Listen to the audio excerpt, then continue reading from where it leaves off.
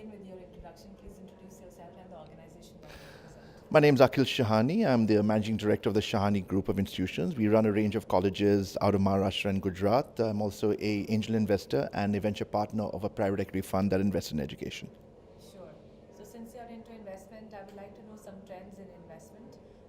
What about the family offices? Are they on the rise? Since this is a new concept in India, really, it has come from the West. Earlier, it used to be investment funds, and now it's family offices. Sure. What are the recent trends that you have observed in family offices?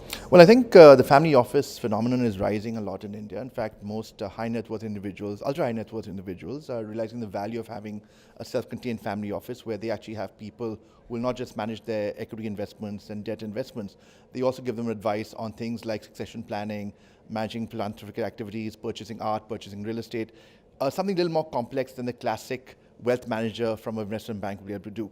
I think also as complexity is increasing in the Indian regulatory space where people have to start looking at taxation and planning like that, it's good to have a full-time person that manages your wealth for you. Right.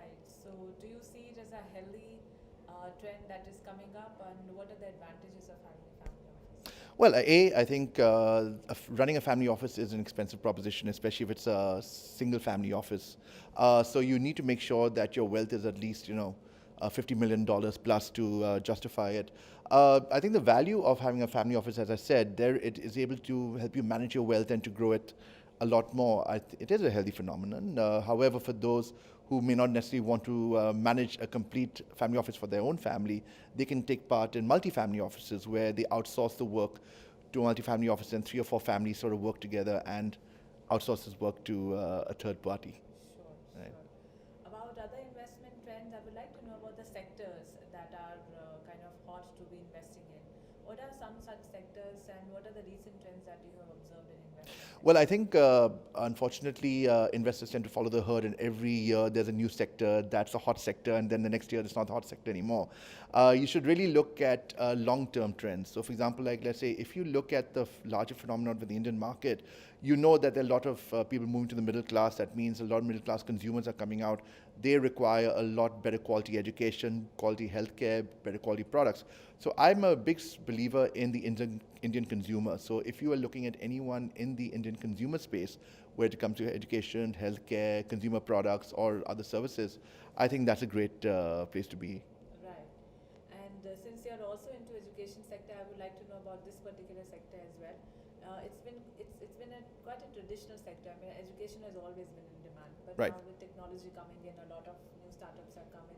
Right. What are some of the changes that you have observed in education sector with technology penetrating? I think what's happened is that two things. Firstly, is that the education sector today is roughly $101 billion, like in India itself.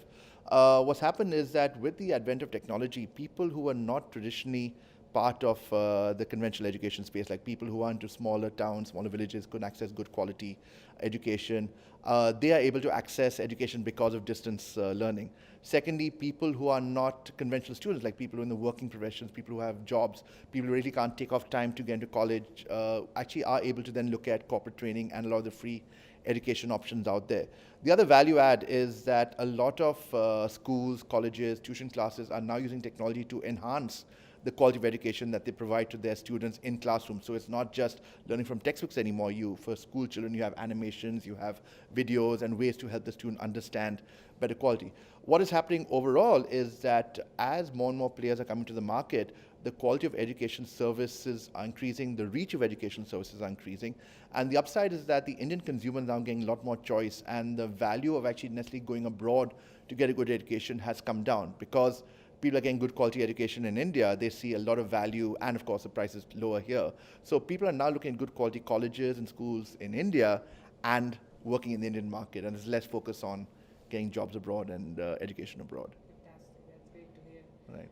Now, since you are also an investor, and you said you're an angel investor and Correct. investment in a lot of startups, what are some of the characteristics that you see in the founder and also in a startup while investing? So I'm slightly contrarian. I mean, I'm not a big fan of the classic 22-year-old IT engineer who just has a great product and it's like will be a potential unicorn.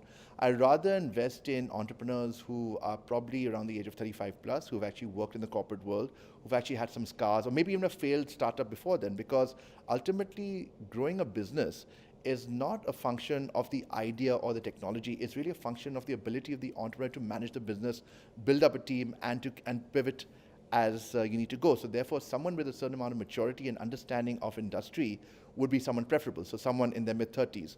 The second thing, of course, is that do I see the technology or the product have a certain unique advantage that prevents other players from coming in? One of the issues with a lot of consumer technology, consumer products, is that the barriers to entry are very low. So let's say if you start, let's say, a delivery app, 10 other people can start the same delivery app, and then you land up spending more and more money and losing money.